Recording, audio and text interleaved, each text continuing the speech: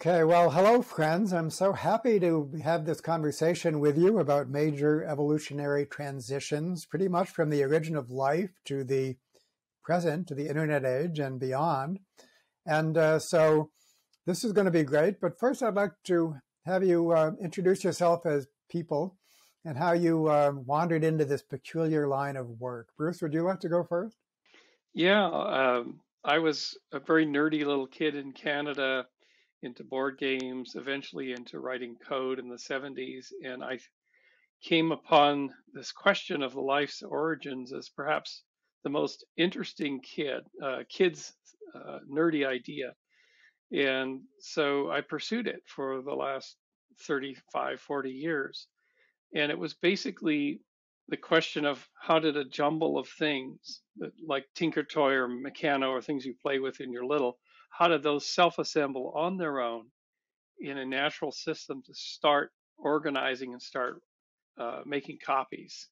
And it was completely fascinating to me. And so I was in computers for a long time. I did a lot of work for NASA and spacecraft design and big systems for them. And then met Professor David Deemer at UC Santa Cruz as my colleague and 10 years ago. And together we co-joined our efforts in membrane biophysics versus computer systems and complexity to come up with our current hypothesis. And Bruce, at what point did you encounter Teilhard and the concept of the noosphere? Actually, back in the 90s, I think about 94, 95, when the World Wide Web was getting going, Teilhard came back of age, and we were at a conference in Italy, in Florence, and there was a big conversation amongst us about Teilhard and the noosphere.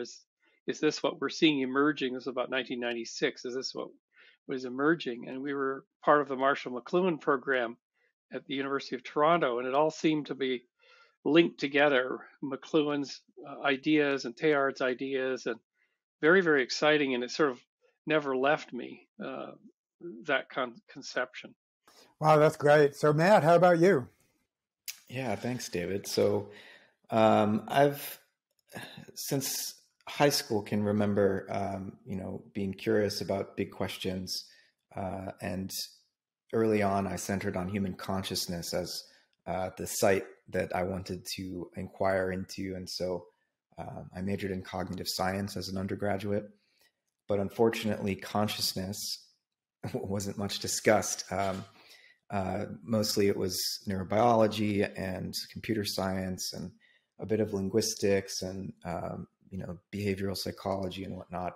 So a lot of my reading on consciousness as such I did out of class, but I found this graduate program where Brian Swim is a faculty member and others, where consciousness was put in a much broader cosmological context. And so I ended up getting my PhD in that program and now teach for it. It's the Philosophy, Cosmology, and Consciousness program. And so you can see in the title quite interdisciplinary, if not transdisciplinary. And so a lot of my research now is looking at how human consciousness fits into this larger evolutionary process, which is biological, but also, the Earth itself came into existence 5 billion years ago, and there was almost 10 billion years of cosmic evolution prior to that. And so I'm very interested in this whole context. Yeah, and so when did you encounter Teilhard? And also Whitehead is an important personage for you. So maybe you could actually talk about those two individuals together. Sure, yeah. I think Teilhard I probably came across my first semester in graduate school, actually. And it was reading The Human Phenomenon. And Whitehead similarly was, I started studying him formally in graduate school, but had heard of him in some lectures by a well-known psychedelic philosopher who Bruce knew personally, Terence McKenna. McKenna's ideas can be pretty out there, but he did draw on Whitehead in order to understand the nature of time. And he drew on Whitehead in interesting ways, and it piqued my interest. And so in graduate school, I got around to studying his process philosophy more deeply, and have continued to research and publish a lot on the relevance of Whitehead to contemporary science, physics and cosmology, as well as the life sciences. And he and Teilhard, of course, share a basic sense of the universe as a process of evolution, an evolutionary process. Teilhard's term cosmogenesis is one that I use frequently to describe Whitehead's understanding of this process. And they help us understand the relationship between science and religion in a way that is still, unfortunately, rather uncommon in our contemporary culture. They see science and religion as potentially mutually informative of one another, with religion adapting to the discoveries of science and science accommodating the spiritual insights of religion. And so, I draw on both of them in a lot of my thinking, trying to imagine a more integrative, mutually enhancing relationship between these two important human projects, right? Science and religion.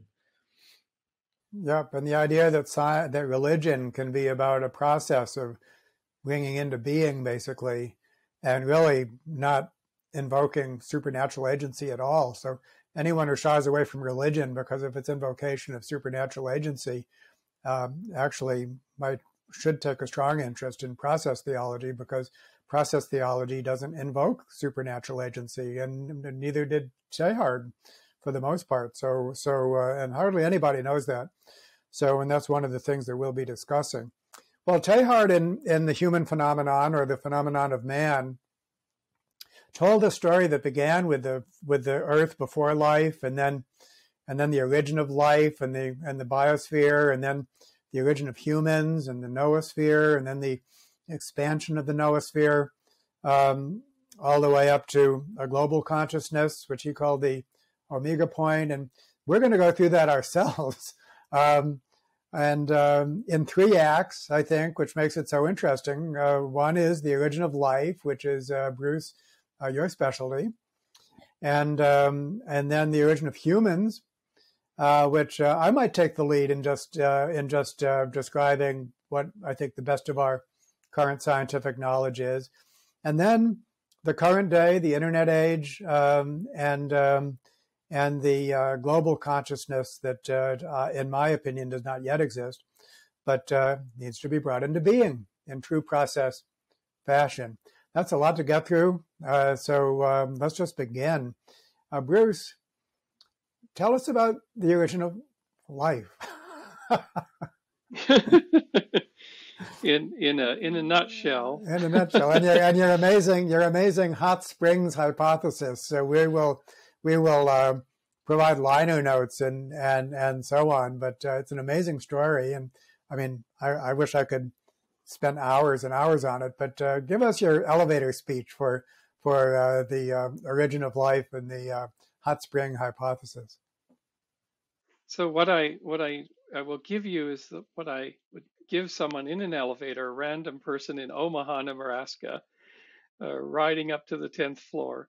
So that's the time we've got. So I basically ask them, when you take a bath, a bubble bath, what happens as the bath drains? And they'll say, well, there's bubbles, and then they sort of create a ring around the bathtub, around the side of the bathtub. And I say, if you take a lot of baths, is it easy or hard to clean that ring? And they said, it becomes harder and harder to like scrub the bathtub ring off my bathtub. And I said, well, it's because if you looked at that ring, it would be thousands of layers of fatty things, of what we call lipid, would have formed. And this is the very place that we think life can get started, in that ring around a natural bathtub called a hot spring that's filling and drying and filling and drying and filling and drying. And instead of bubble bath being sprinkled in, it's getting dust and meteorite fragments from the atmosphere as the Earth is forming. There's this great big disk of dust in the solar system, and we're vacuuming it up as we go along, 4 billion years ago. And then all this stuff is in your basically your primordial soup of this bathtub in the hot spring. And it's just a perfect place for something called polymers to get together. So in those dust particles are the building blocks of what we call now proteins that help run our bodies, and some of the building blocks of nucleic acids, which is RNA and DNA. They're floating around in this hot spring. They're getting all kinds of energy, ultraviolet energy, and they're getting together in these little fatty compartments that are forming like bathtub bubbles. And those fatty compartments dry down into that ring. And as they dry down, it pulls together all the little building blocks and makes all those components of what we think led to life, which would be these little peptide amino acids and nucleic acids that form something like RNA and DNA. And they're all contained in those layers that then bud off when the pool refills and you have more bubbles. And then is this process of mixing and stressing the bubbles. Do they pop or do they not?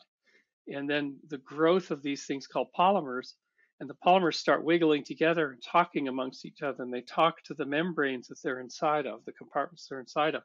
And this process is at the beginnings of what we call combinatorial selection before genes, before quasi genes, before the simplest thing. We now have actually demonstrated this in the laboratory and in hot spring environments, specifically in Rotorua in New Zealand. We've actually run this experiment in those environments, in sort of the natural analog that would have been available on the early Earth 4 billion years ago, these big volcanic archipelagos. And so not looking anymore at an origin of life in the deep oceans, because everything's so dilute. It's a big dilute bathtub where no rings can form, or at hydrothermal vents at the bottoms of the oceans. We're now back in hot springs where Charles Darwin, actually 150 years ago this year, in 1871, wrote a letter to T.J. Hooker thinking, I think life could begin in a warm little pond somewhere. And so we're actually returning to Darwin's intuition, taking our science back on land, back to hot little cycling puddles, we call them, or pools. Right. So it's not required for Darwin to have anticipated absolutely everything, but it is amazing that he did have that warm little pool passage. And what we're trying to explain here, of course, in the transition from non-life to life, is an evolutionary process. A Darwinian process requires units, something that is being selected. Those units need to vary. And then, of course, those differences need to make a difference in terms of their survival and reproduction. And then they, in some sense, have to replicate. So the essence of a Darwinian process is variation, selection, replication. And that's what we're seeking to explain with any theory of the origin of life and what you described for what might take place in hot springs. In some ways, it sounds so fanciful, but reading about it, it seems that actually it makes a whole lot of sense. And I'd like to know how much consensus there is about it among the community of researchers that on the origin of life. Is this something that's already been agreed upon, or and if not, what are some of the other viable theories? You've already discounted the hot springs hypothesis, and the deep sea vent hypothesis. How much consensus is there on this hot springs hypothesis? David, we could be well within what would be called a paradigm shift by Thomas Kuhn in his great book from the 1960s, The Structure of Scientific Revolutions, because we've had basically two dominant paradigms in the past, the sort of primordial soup and sparking of the atmosphere, sort of the primordial mixture that came from some of our predecessors. And then we had the discovery of hydrothermal vents in the ocean, which had energy gradients and had sources of redox energy and everything you'd think that the modern cell would need, because a modern cell runs, of course, using energy gradients. But 30 years of experiment has never been able to produce more than a very trace amounts of organic compounds synthesized in these deep sea vents. So the field was kind of adrift. And many researchers, mostly the chemists, were frustrated by all this. And when we proposed the hypothesis about 5 or 6 years ago, it was sort of, there were a number of groups willing to kind of go there because they could do the experiments we were doing and reproduce them. So 4 or 5 groups replicated our experiments. And then finally, a year and a half ago, Nature ran a major story about this, which sort of broke it up into a controversy. And we realized that the paradigm shift was underway, and many of our colleagues weighed in that very article. So that that we think that the field is now shifted to pools on land. Other proposals have been sort of lake environments or spring environments where there are large bodies of water. Pretty much everyone agrees it has to be in elevated temperatures and a way to concentrate things. And so things seem to be centering around hot springs or very concentrated mineral environments. That's where we are. We're in mid-shift at this point. But we've basically, there's a lot of field studies now going where people are going out and replicating these experiments, and no one predicted that would work. They thought it would be too complex, or the geochemistry, the dissolved ions would get in the way. It surprised even us when we came back with the first samples from Rotorua that we had, 4 times the yield from the hot spring environment that we would have in just laboratory water. And we worked out that it was ionic components. So it's been a surprise all the way along. And then on the geology side of this, we also have colleagues that are researching the very early Earth, notably University of New South Wales geologist Martin van Kranendonk and his team go up into Northwest Australia into the Pilbara area.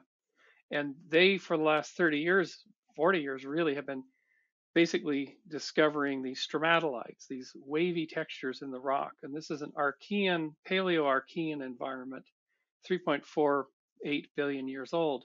And at the same time as Dave and I were literally drafting our initial hypothesis paper in 2014, they discovered, Martin and his graduate student Tara Jokic, they discovered hot spring, basically geyserite, a type of mineral in a band of rock that showed preserved evidence of microbial communities.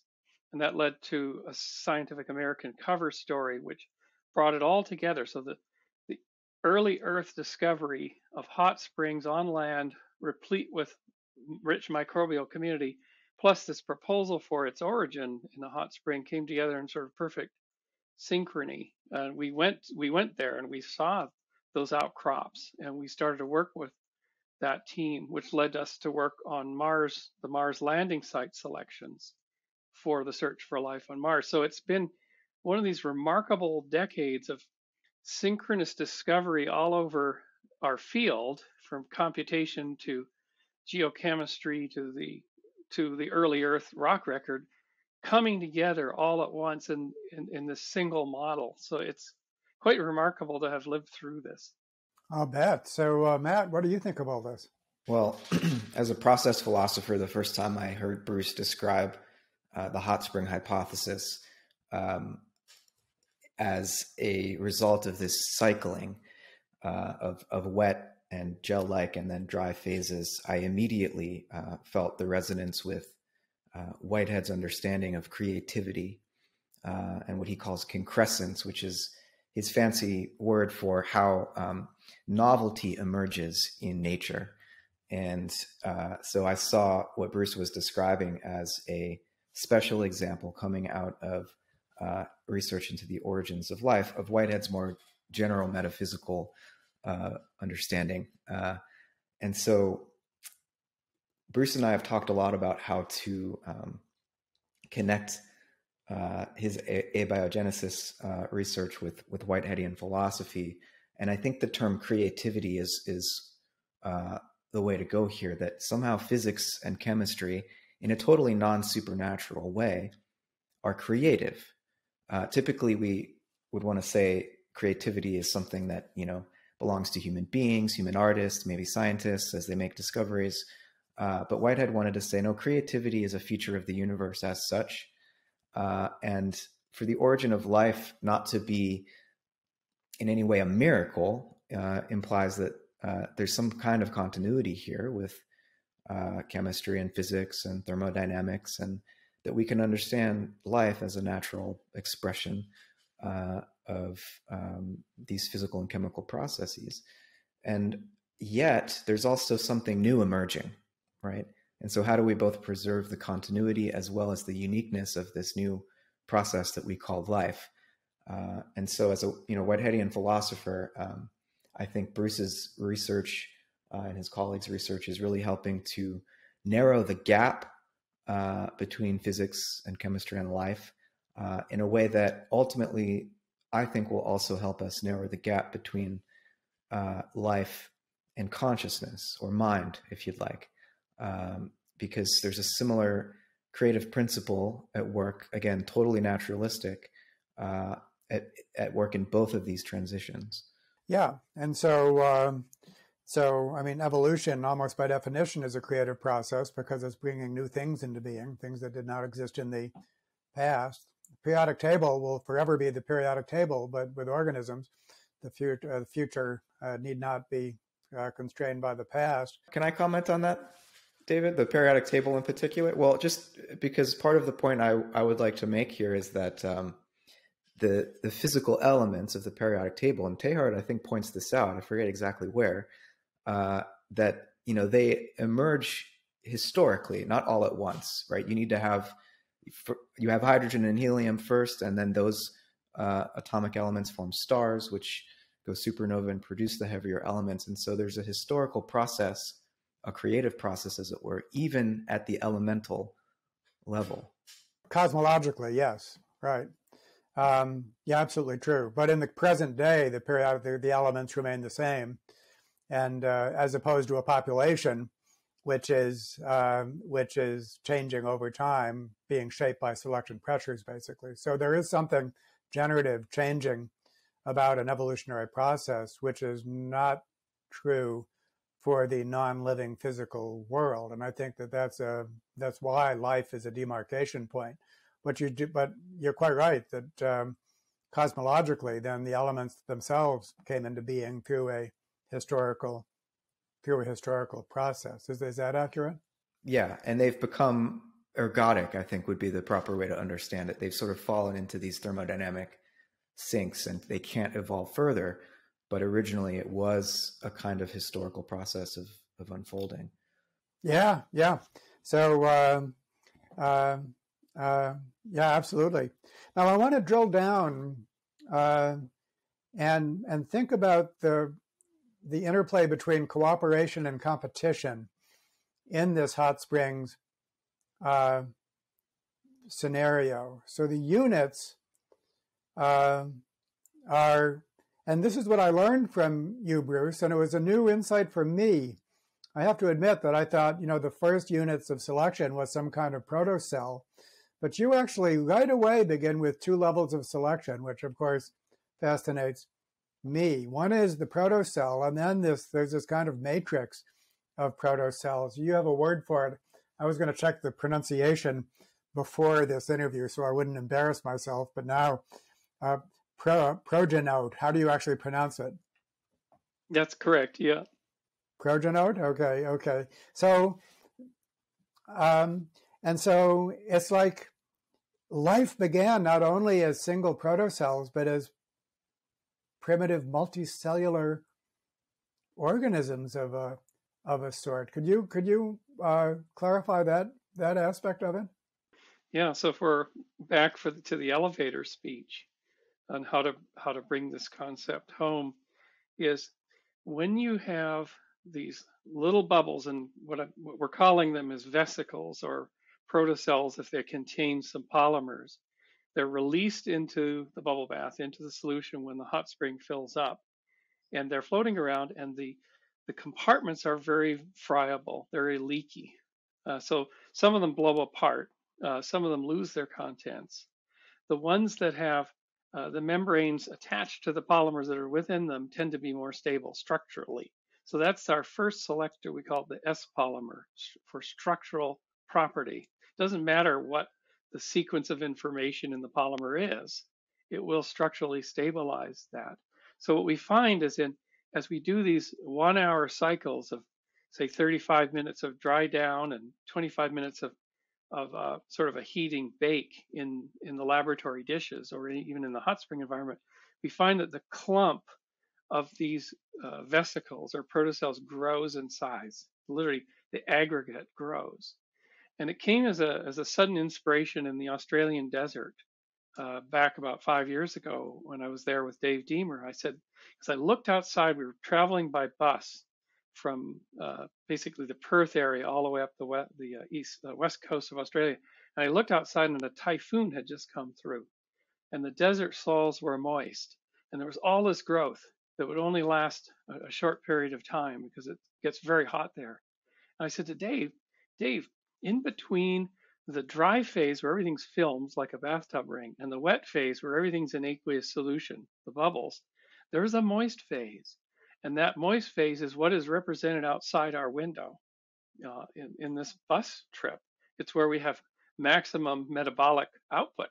So could it be that this interphase, this gel, is a unit that's important in the cycling system on the way to life, on the way to those first polymeric functions booting up in the network. And I presented this at a conference in Houston, and in the audience was George Fox. And George Fox was the graduate student of Carl Woese.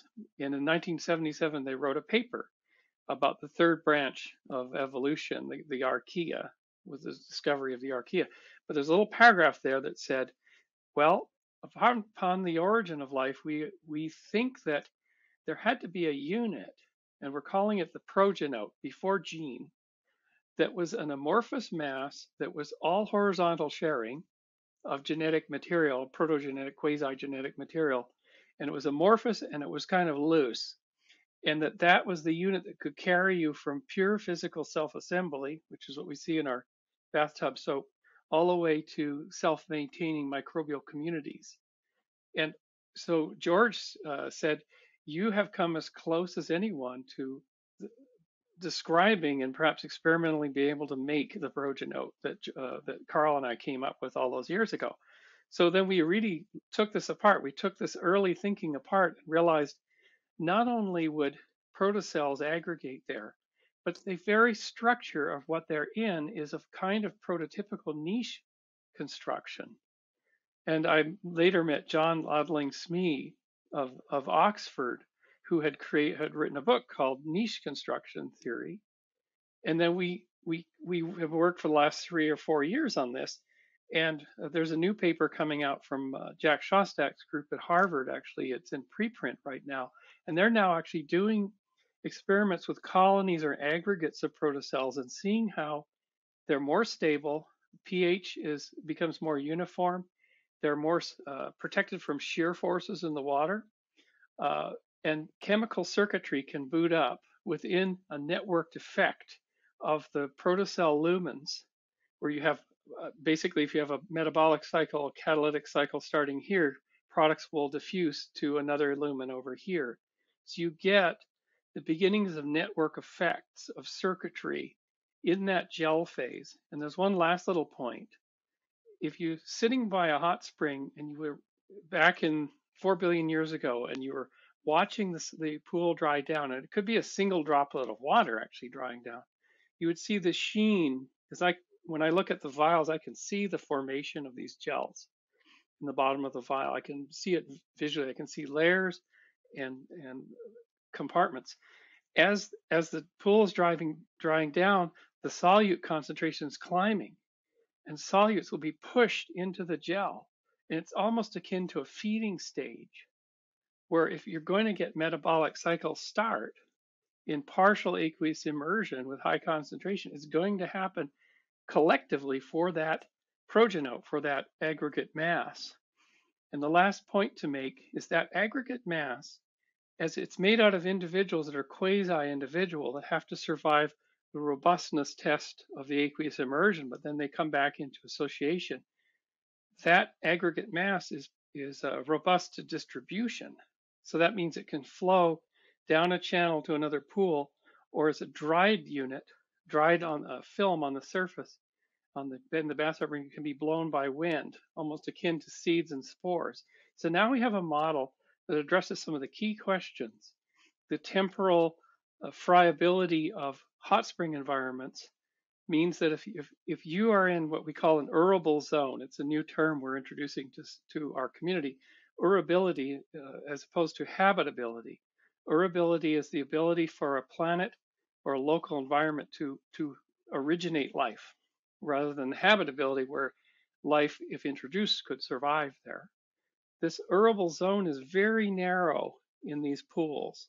So if you get a loss of the organic feeding process, change in cycling, change in anything, suddenly those chemical circuits won't work.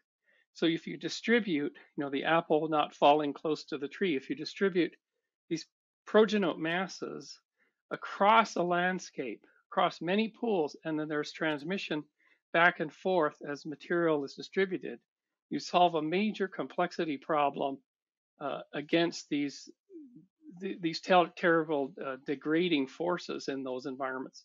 So we proposed in a sense, that's Carl Woese's idea, but now mapped onto an actual proposed chemistry into a complexity of fitness landscape, effectively. And it's very reminiscent of biofilms with modern microbes, of course. So often microbes survive only in biofilms within a matrix of their own making. And so the idea that something like a biofilm was needed at the origin of life as opposed to a naked protocell. Same goes for a naked bacteria, basically. Yeah, there's naked bacteria, but so often they exist in biofilms. And so that's amazing. And so you've also connected this to the extended evolutionary synthesis, niche construction. These are ideas that are now avant-garde within the field of evolutionary biology. And part of the extended evolutionary synthesis, the part that I'm most involved in, is the whole cooperation cheater problem and levels of selection. And I was a little surprised that in your account, at least what I've read, Bruce, you don't talk about the cheater problem much, and you don't use the word cheater much. But the way that I would frame it is that evolution is always a competitive process because it's a process of change, and so some forms are replacing other forms.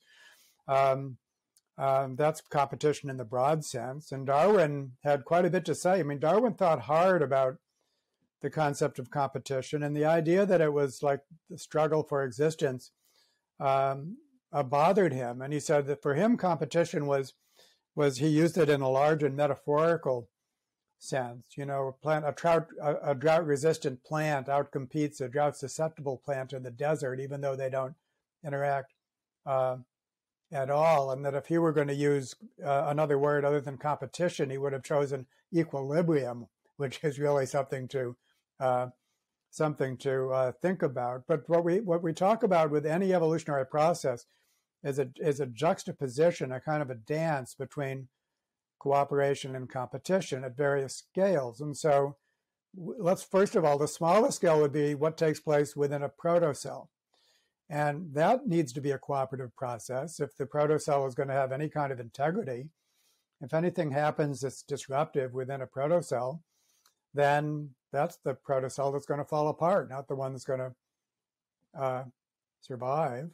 So presumably, but nevertheless, that does happen.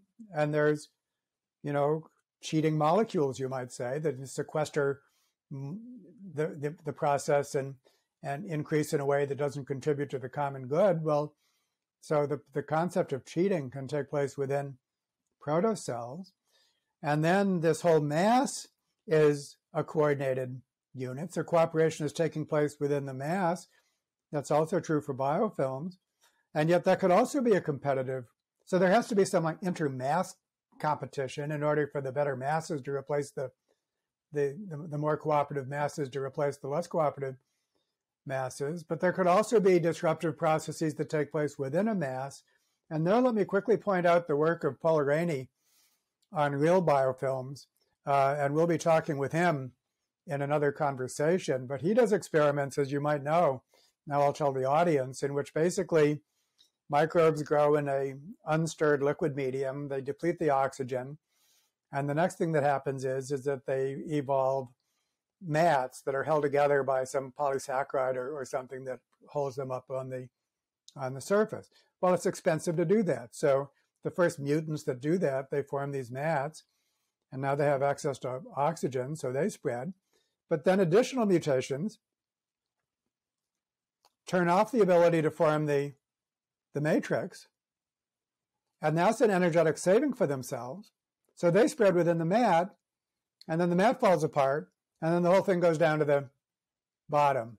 And then that process occurs again and again and again. There's cheating for you, and all of its, all of its characteristics. And so cooperation, competition, cheating at different scales, all that's going on in your scenario. But I just wondered if you could say more about that. And then we're gonna transition now to human origins, where that's going to come in big time. But so anyhow, a little more about cheating, cooperation, competition, and scales for your hot spring hypothesis. And Matt, I don't mean to leave you out of this conversation, so you really definitely need to be taking your turn here. Yeah, what I'd like to introduce for this group and the audience is a concept that has occurred to us in the last 3 or 4 months, which really shifts us out of the cellular thinking. Because in truth, protocells are not cells. Protocells have no identity. They're temporary compartments for something that actually is more important, which is clusters of polymers in interaction. So if you think in terms of cell to cell interaction and specialization at the origin of life, you're thinking the wrong terms. So we started to look at, given that the polymers would attach to the membranes, and if you look at these membranes under a microscope, they're in constant motion. And if you attach polymers to them, the polymers are moving around like cars on a freeway system. And this is still true of cells today.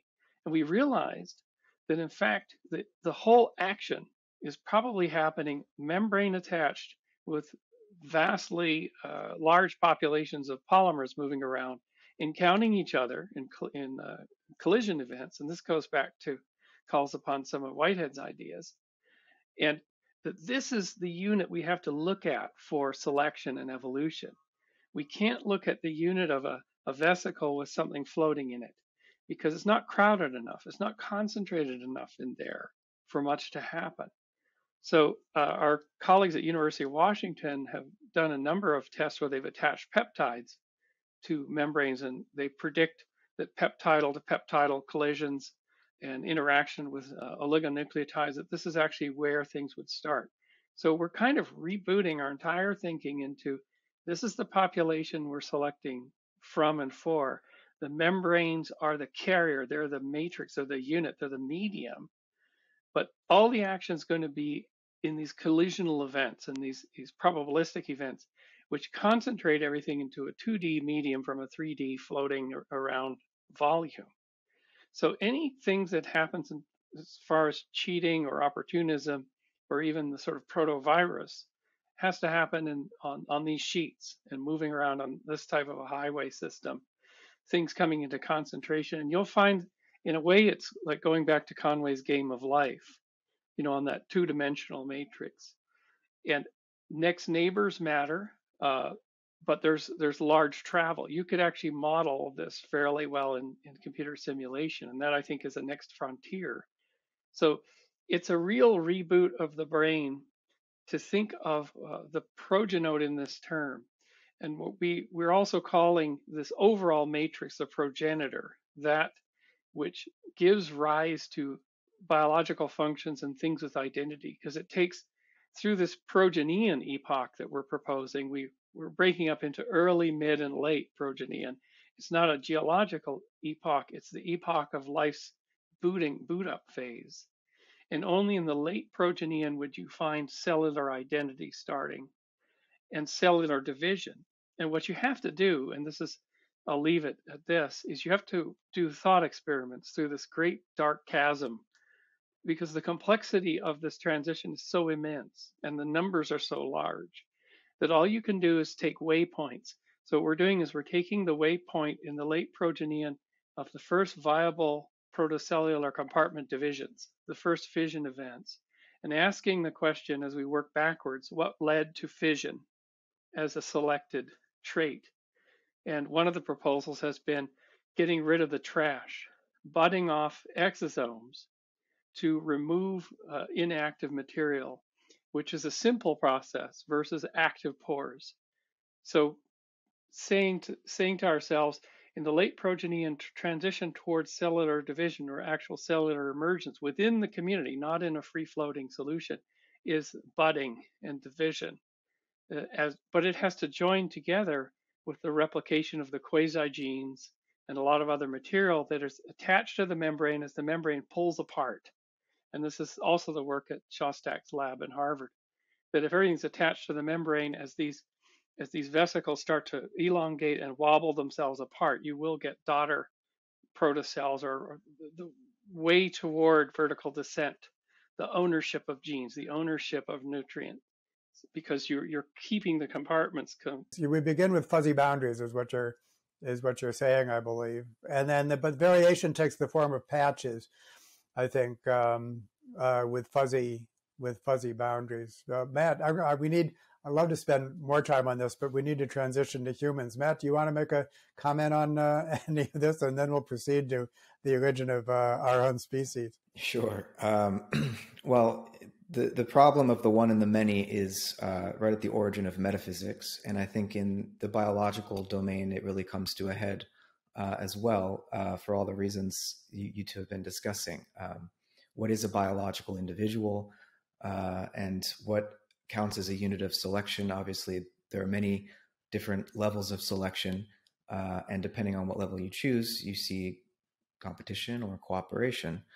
And I think one of the things that process philosophy can bring into this discussion is Whitehead wanted us to focus more on relations than on things, right? It's another way of saying focus more on processes than on things.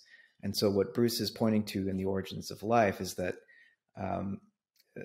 the salient feature of these progenote or protocellular communities is the relations that are established between them.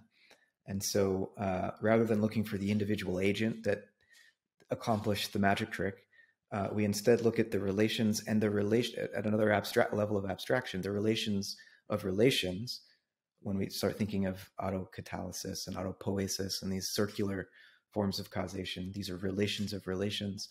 And so a process relational philosophy, I think, is well prepared to help scientists, biologists, and chemists think through these complex situations that, Bruce is trying to imagine with his thought experiments. Yeah. Okay. Thank you. That's great. And okay, so I'm going to initiate Act 2 with a little thumbnail description of multi-level selection and major evolutionary transitions. And this begins with Darwin, who noted that basically anything that we call prosocial, anything done for the benefit of other individuals or one's group as a whole, is inherently vulnerable to more self-centered strategies in a Darwinian world. If natural selection favors individuals that survive and reproduce better than other individuals, and I help you survive and reproduce at my own expense, well, that makes me a chump in Darwinian terms. And so natural selection within groups is favoring selfishness and cheating in all of its forms. And any game theory model will tell you that. Thankfully, as Darwin realized, groups of cooperators robustly outcompete groups whose members cannot cohere. And that led to the best meme I ever crafted with the other Wilson, Ed Wilson. Selfishness beats altruism within groups. Altruistic groups beat selfish groups. Everything else is commentary.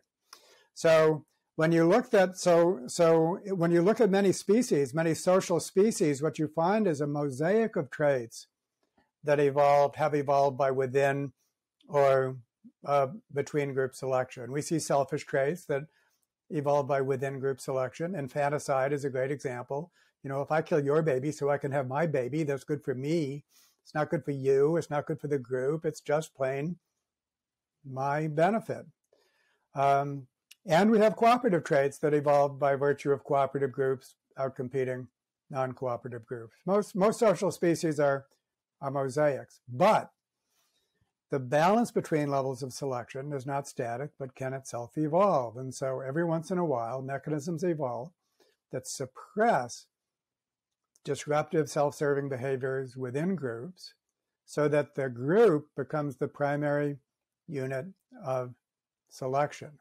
And when the group becomes sufficiently cooperative, then it qualifies as a higher level organism in its own right. And the first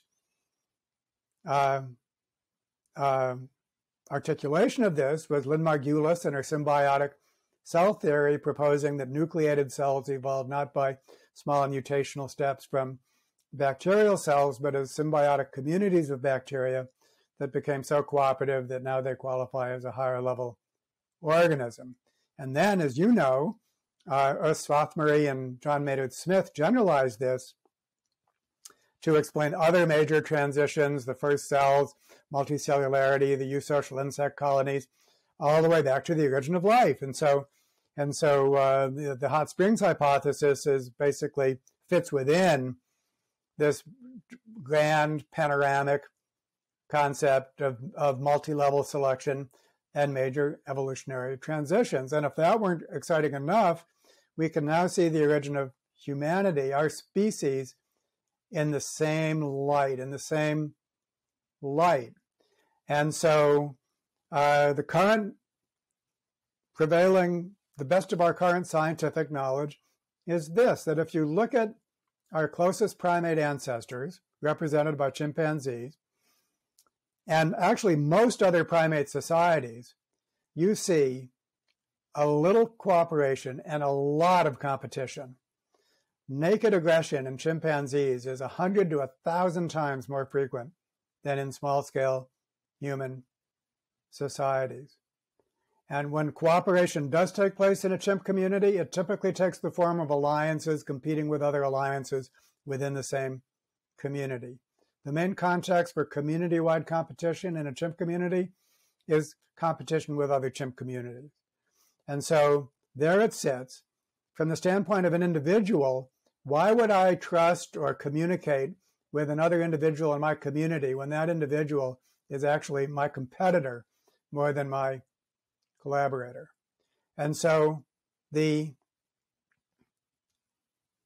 main thing that happened in the evolution of our species was a major evolutionary transitions. Mechanisms evolved in our ancestors that suppressed the potential for disruptive competition within groups so that the group could become the primary unit of selection. And that seems to fall into two categories.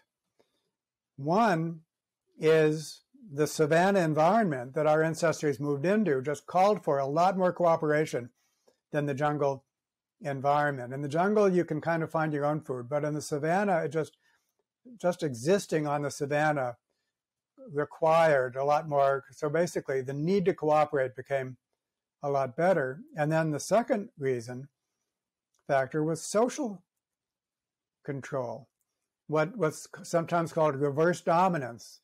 So in a chimp society, the biggest, meanest individual or alliance can just bully and intimidate everybody else. But in our ancestors, the members of a group found the means to intimidate the strongest individual. And this is represented by people such as Christopher Boehm and Richard Wrangham. It's sometimes called self-domestication, is that we bred each other for niceness, basically. That if you were mean, well, we just collectively ganged up on you. And if we could throw stones and do things like that, it's just not so hard for us to get rid of you if you're not a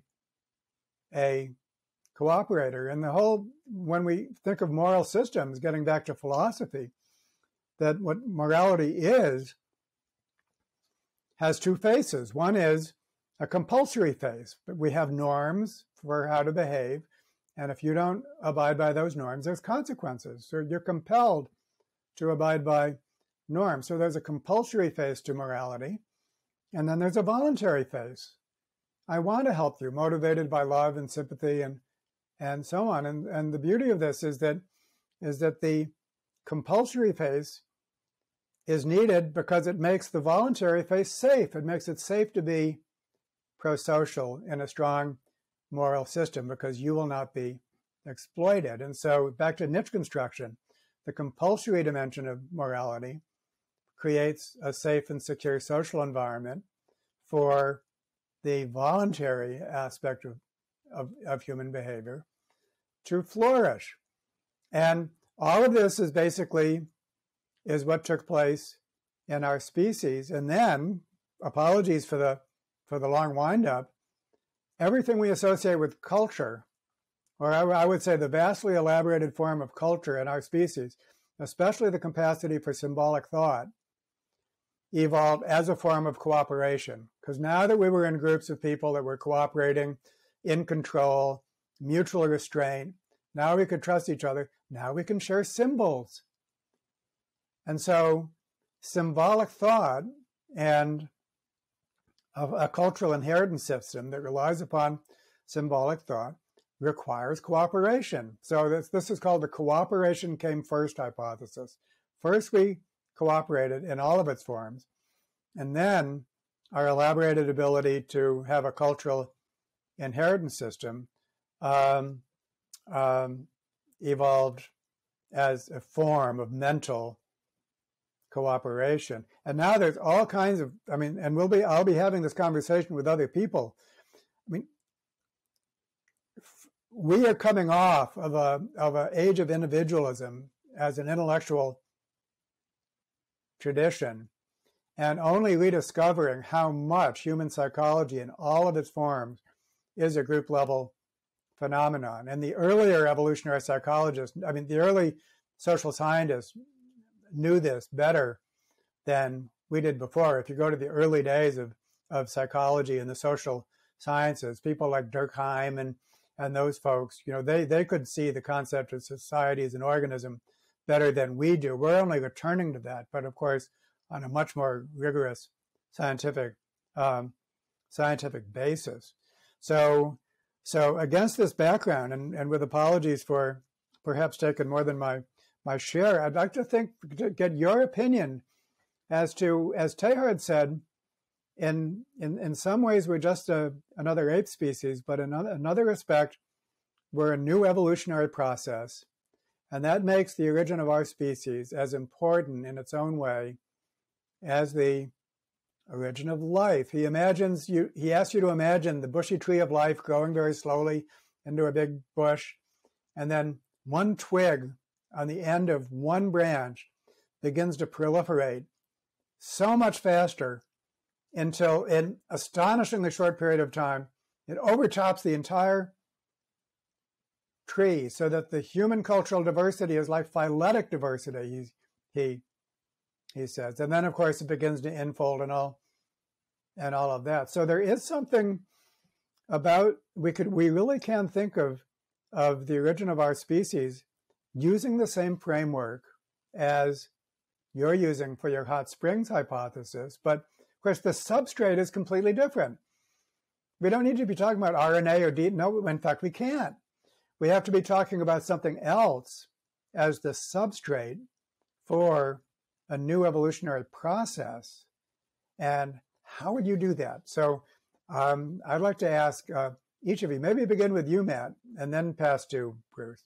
Yeah, well, I do get the sense with Teilhard in reading The Human Phenomenon that as he tells this story of the history of life on Earth, he knows where it ends up. It ends up in the genesis of this noosphere, or this collective mind.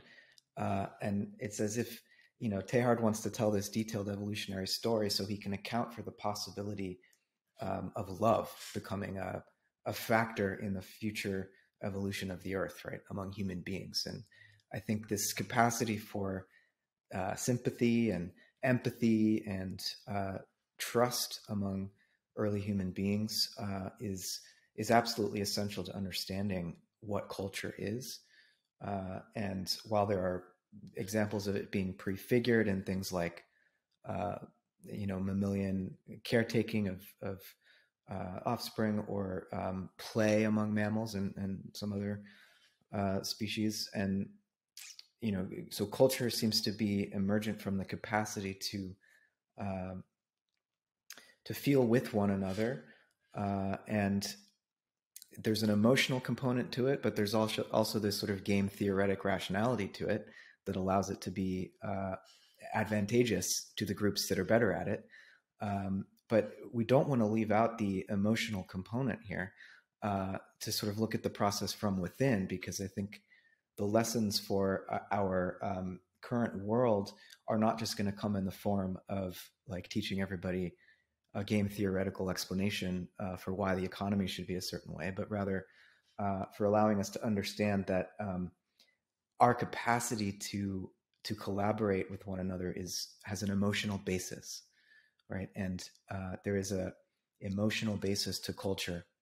Yep, I will get to that. Right, and so it opens the door to, I think, a more multifaceted approach to understanding our transition now, as we're trying to move from not just cooperative behavior within groups because of the between group selection, but as a human community, we really need to go beyond these smaller senses of identity so that we can cohere at a planetary level. And the universal languages of mathematics and science are a big part of that. But the reason I'm emphasizing emotion here is because I think there's another dimension to this too, which Teilhard understood was spiritual ultimately, totally naturalistic, but nonetheless in this human domain where love is absolutely essential to our future evolution. There's a spiritual dimension to this, right? And so I think there's a real need to build a bridge between our scientific understanding and the future of religion, right? That would not be the same as the religions of the past. Certainly not the sort of religion that is in direct conflict with so much of the scientific evidence that is accumulated over the last several hundred years, but rather a religion and a spiritual perspective that allows us to be truly human. And humanity, I think, remains an ideal at this point that we are striving to realize. And so I think Teilhard was right that we represent, as it were, a new phylum or even a new kingdom of nature. But we're not yet fully through this transformational threshold, right? Because whether or not we're able to achieve planetary coherence remains to be seen. That's very well said, Matt. So I'm really eager to continue that, Ted. But Bruce, why don't you take your turn, and then we'll end this. This will, yeah. So very well said. Here's an approach from very far back in deep time. One could ask the question: what differentiates the little sludges in these pools that are undergoing cycling and molecular evolution, becoming more complex fairly rapidly, from all the rocks and the gases in the solar system around them? What is going on inside of them that is different than the previous 13.8, well, in that case, 11.8 billion years of cosmic history? And if you tease that apart, and we did this exercise about 3 or 4 years ago, what algorithmically is happening in there? And it came to us that the first thing was crowding. Everything was going through a transmissive membrane and getting crowded. What is crowding doing? It's increasing the probability of encounters, of interactions and reactions. We thought, okay, that makes sense. When we place these little compartments close together, what is different about that than the external cosmos? Well, interconnection. Things can travel from one part of this unit to another discretely. Discrete nodes are emerging. And then we felt in the cycling history of this system, a third property would emerge, which would be a memory, which would start with little protogene templates that could make copies of things, and where we get amplification. Memory, remembering how to do something for the next round. And if you put all three of these together, probability begets interconnection, begets the writing and reading of memories, which then give you even more probabilistic results, i.e. bringing things that are highly unlikely into actuality, which then binds and builds the networking and the symbolic message passing and goes and goes and goes. And we call this PIM, P-I-M.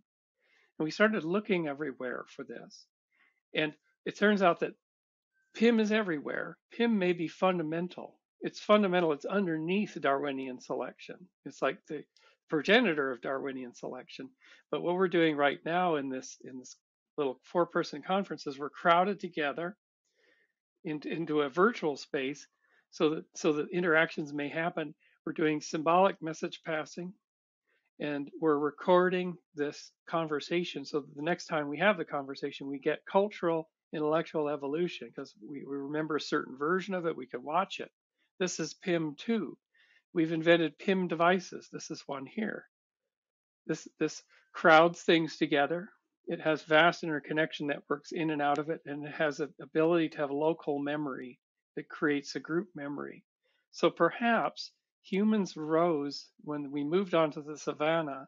We were not only, we had to start hunting more, but we had to also compete with groups that were in motion around the savannah. But PIM became really important. If you called across to another individual and there was a lion coming, you better get that communication clearly. You better remember where that watering hole is, and you better work at all times to increase the probability that your tribe or your individuals or babies are going to be born, because you better get all of that right. Whereas in a rainforest environment, perhaps there wasn't such a challenge. So human civilization, for it to go forward in the future, needs healthy interconnects with healthy transmission of symbols that are trustable.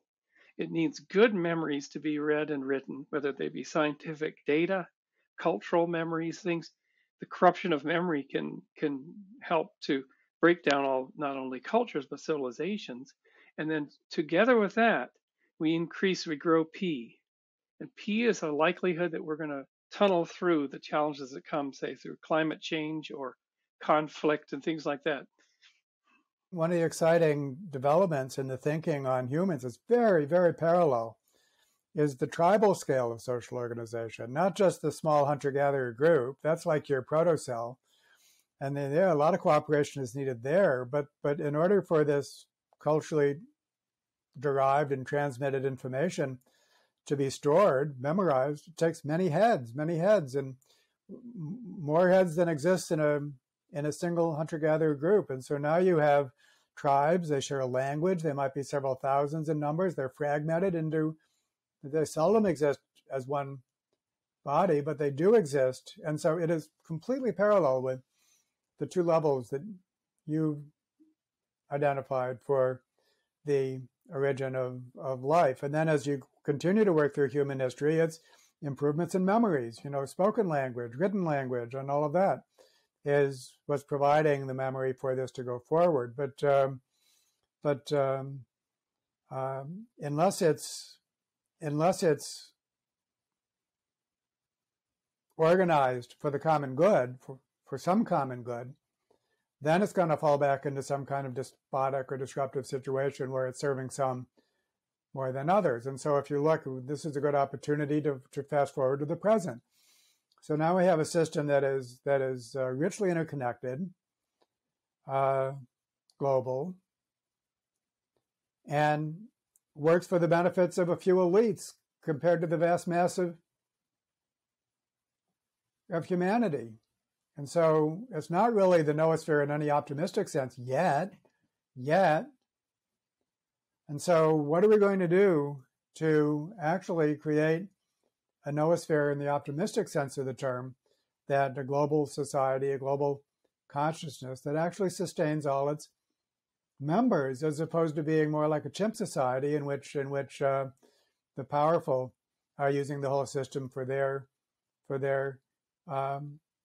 benefit. So, and that's a distinct possibility. I think some problem that exists with many narratives of this is to imply some kinds of inevitability, that evolution is just going to self-organize all the way up to the global scale. And I think that what a true knowledge of evolution tells us is that absolutely not.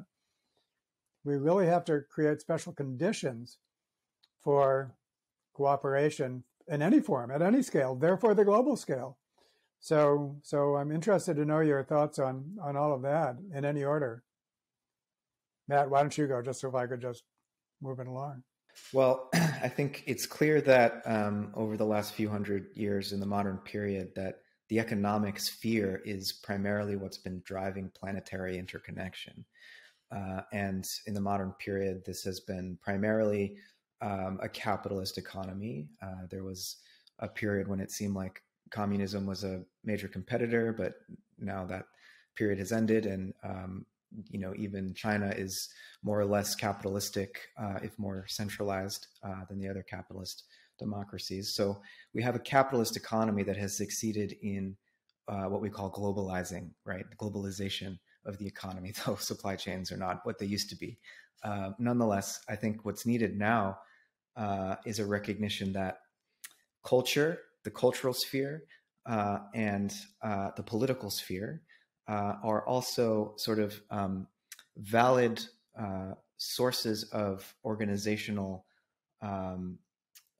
structure for our global community, which is to say that we don't really we have some ideals about human rights, but we haven't yet fully implemented those ideals, and so we need some sort of a planetary political body that would defend the rights of human beings, which includes the rights of workers.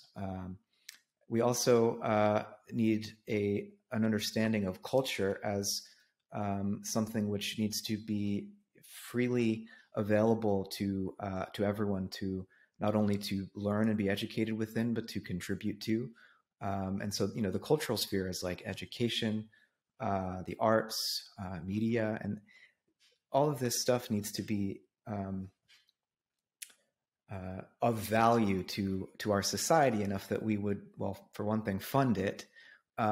Whereas right now, to the extent that education is valuable to society, it's because it produces good workers to compete in the job market.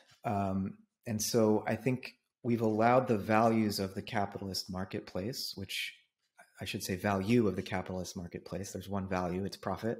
We've allowed that to guide this planetization process.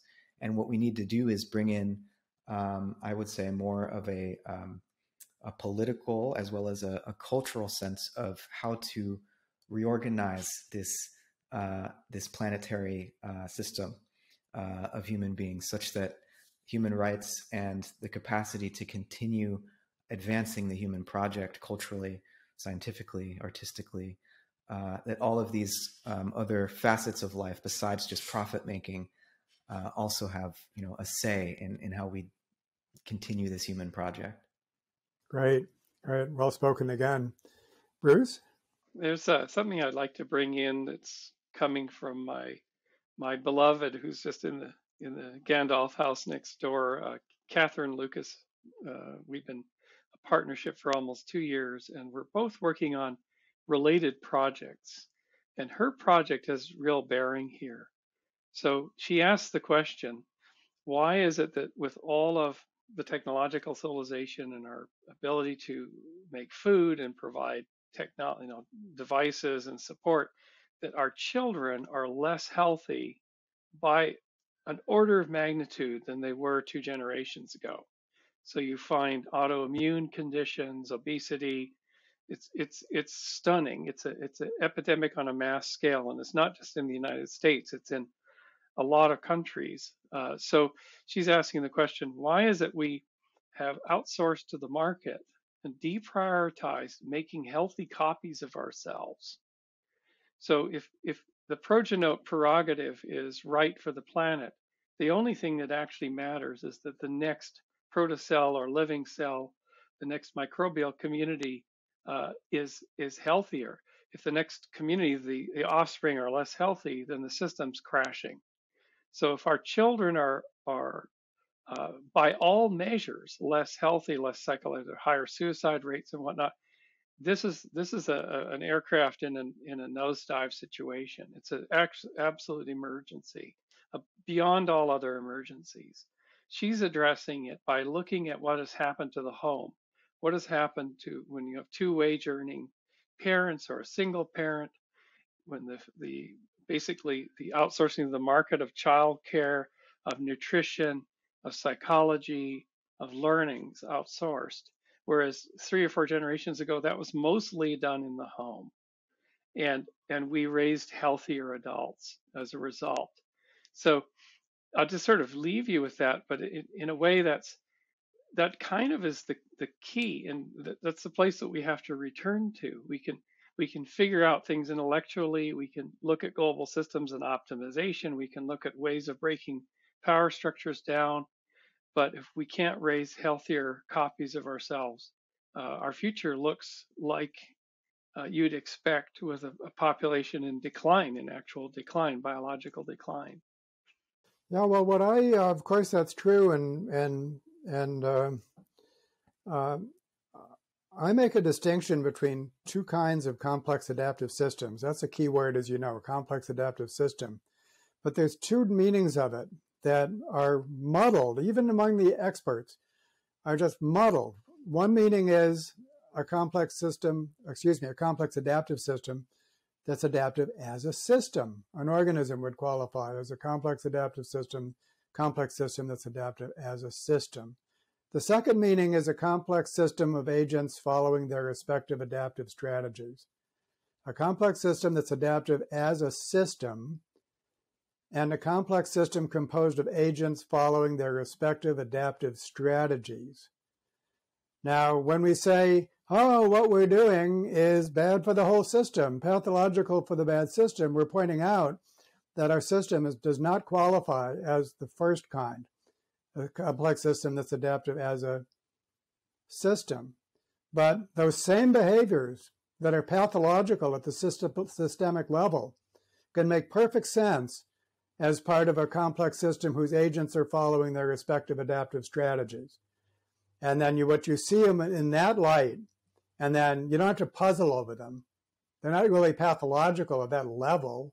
Someone's benefiting from them, even though the whole system is being corrupted as a result, including the long-term interests of those that are benefiting over the short term. And so unless we make that distinction between those two meanings, and of course, unless we have ways of converting a complex system composed of agents following their respective adaptive strategies to a complex system that's adaptive as a system, that's the whole problem, isn't it? It's the whole objective is to do exactly that. And so I think that that's where I think that these ideas, which are inherently, everything we've been talking about has been multi-level, is we need to basically accomplish, and that's what a major transition is. A major evolutionary transition converts a complex adaptive system from the second variety into of the first variety. And we should be able to use this scientific and philosophical know-how in order to do that at the final rung, I think. That's when the noosphere, Teilhard's concept of the noosphere, will be brought into fruition. And I can't help but want to go back, Matt, to what you were saying about the need for this kind of psychological and spiritual inner work in addition to this outer sort of social work. It's not as if we can provide everyone with some game theoretical strategy. There has to be some sense in which we cultivate an inner state of mind, which will look and be spiritual, actually. And what does that mean? It will mean, in the first place, people have the whole system in mind. At least some people do. The welfare of the whole system in mind in constructing that system. That requires, not everyone, but at least some people designing the system with the welfare of the whole system in mind. In other words, a whole earth ethic. And that's an internal thing. What does it mean to have a whole earth ethic? It's basically you regard the earth as sacred. It means that it's more important than you, that you're willing to subordinate your activities to it, and so on and so forth. So these words such as spiritual and sacred and worship and all of these things have a purely secular meaning in terms of what we choose to respect and honor and act on behalf of, which involves not doing certain things that might benefit us within the system at the expense of others or the system as a whole. And so I think that this inner part is needed, as you said, Matt, as much as the outer part. And I think that's what one of the metaphorical insights of thinking of cultural evolution as an evolutionary process is that it encourages us to think of our symbolic systems as like our genes, And just as there's a genotype-phenotype relationship, there's a symbotype-phenotype relationship. What we do depends on how we think. And so if we want to behave differently in a fundamental way, we must change the way we think. We must change what's on the inside in order for us to act in the world. And so I think this is what's on offer, and it's amazing. I mean, it's intellectually amazing, and it's so great that we're all working on it, and that organizations such as the Human Energy and this project is kind of, focusing attention on it. So glad to have you involved. And why don't you guys have the final word? I felt that I've been speaking a little too much in this conversation, but why don't you guys sign off in any way that you want? At this point in the conversation, reaching our present predicament as a species, that it really is a question of meaning, right? The universe and the evolution of life have gradually been creating the conditions for the possibility of free human action, where that free human action would be motivated by love and driven to co-create meaning together, like using this symbolic matrix within which we are embedded. And it's a very exciting process to be involved in. And I think it's alluring enough that if we're able to tell this story, if we're able to tell the whole evolutionary adventure in a mythically potent way, I can't imagine that people won't want to come along for the ride. So I'm grateful for the work that you are doing, David, with the Human Energy Project, and really happy to be in dialogue with you and Bruce today. Teilhard leads the way not only in the scientific ideas that he grasped so early and so well, but in his prose, which is so inspirational. I mean, he was such a gifted writer, and in addition to a thinker. Bruce. Yeah, I think in reading his work, what I get from it is a great sense of optimism that we will break through, that we will, in a sense, achieve our concrescence, as a tip to Whitehead. But I want to suggest that if you look back at the long scale of life and jump back to those pools 4 billion years ago, and you see these wobbly little things that are barely have any life in them, and then you look at the Earth, and they went on to transform the Earth against snowball freeze-overs, asteroidal impacts, acidification, whatever it was, the huge number of things that were thrown at life, and that life surmounted these challenges, and then transformed the Earth into a garden world and oxygenated the atmosphere and all those sorts of things. And then this incredible emergence of humans.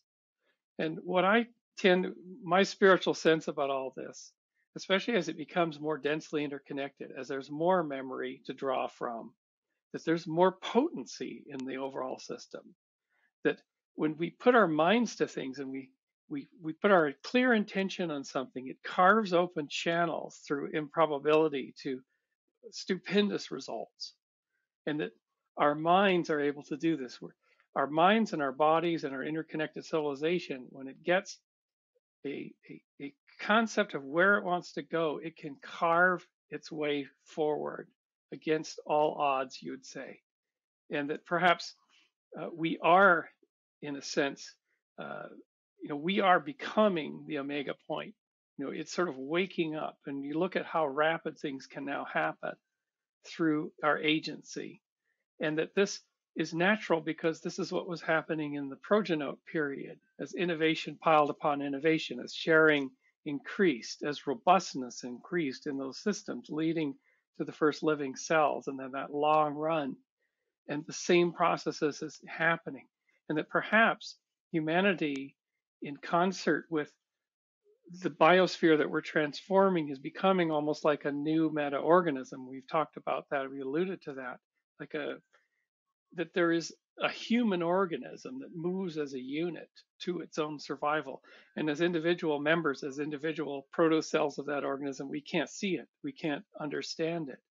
But that our species, perhaps the biosphere itself, is acting with the intention of making it, the intention of pushing to higher complexity, of self-regulating its systems better, curing its little tummy ache that it's got, and perhaps colonizing the near solar system, perhaps being able to do that first budding, that first fission event where it creates new worlds, where the Earth divides or Gaia divides. That this is perhaps all happening within us, each of us, and it's happening in this meta phase that we can't sense, but we know it's there. We can't measure it. It's just a force that it's 4 billion-year-old force against all odds, that it shows no signs of stopping.